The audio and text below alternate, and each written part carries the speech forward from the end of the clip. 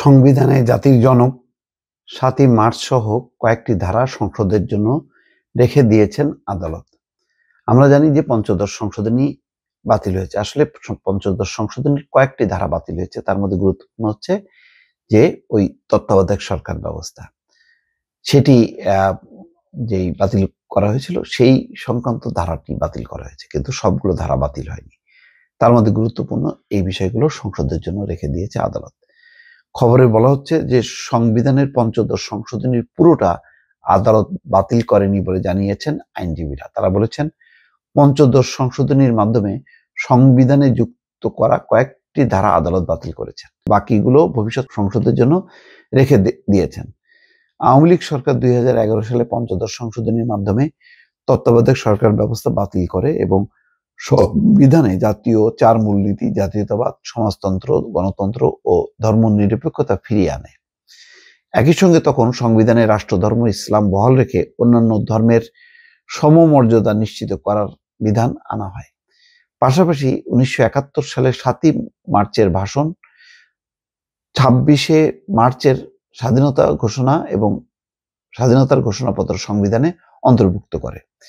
অবৈধ ক্ষমতা দখল করলে সর্বোচ্চ শাস্তির বিধান সংবিধানে অন্তর্ভুক্ত করা এবং সংরক্ষিত নারী আসন 50-এ উন্নীত করা এবং জাতির পিতা হিসাবে বঙ্গবন্ধু শেখ মুজিবুর রহমানকে স্বীকৃতি দেওয়া হয় 2021 সালে আওয়ামী লীগ সরকারের সময়।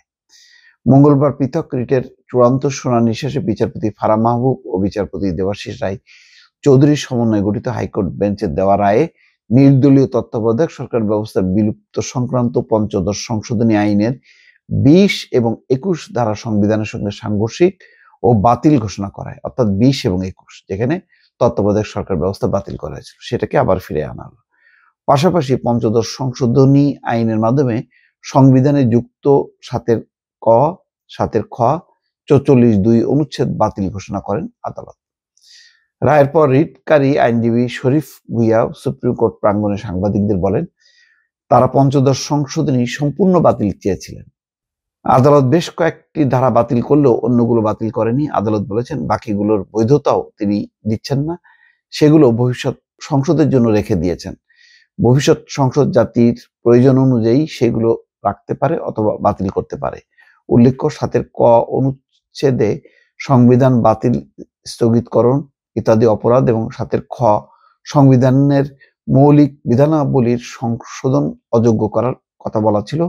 আর 44(2) অনুচ্ছেদে বলেছে এই সংবিধানের 102 অনুচ্ছেদের অধীন হাইকোর্ট বিভাগের ক্ষমতার হানি না ঘটিয়ে সংসদ আইনের দ্বারা অন্য কোনো আদালতকে তার এখতিয়ারের স্থানীয় সীমার মধ্যে ওইসব বা এর যে কোনো ক্ষমতা প্রয়োগের ক্ষমতা দান করতে পারবেন।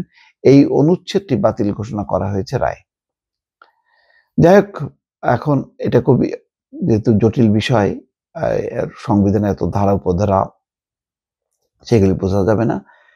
এটা ভালো যে সংবিধানের জাতির জনক 7ই মার্চ সহ কয়েকটি ধারা যে সংসদের জন্য আদালত রেখে দিয়েছেন তা জানিয়ে সুশাসনের জন্য নাগরিক সুজন সম্পাদক বদিউল আলম মজুমদার বলছেন, আদালত বিষয়টি রাজনীতিবিদদের উপর ছেড়ে দিয়েছেন। এটি অত্যন্ত প্রজ্ঞাবান সিদ্ধান্ত। সার্বিকভাবে তিনি রায়কে ঐতিহাসিক বলে উল্লেখ করে বলেন, আদালত তত্ত্বাবধায়ক সরকারকে সংবিধানের মূল কাঠামো হিসেবে উল্লেখ করেছেন। হাইকোর্টের রায় আপিল বিভাগে বহাল থাকবে বলে তিনি আশা করেন। বহাল থাকলে তত্ত্বাবধায়ক সরকারকেও বাদ দিতে পারবে না। যাই হোক, এটা একটা শুভ সংবাদ। মূল কিছু সংসদের জন্য থাকলো, রাজনীতিবিদদের জন্য।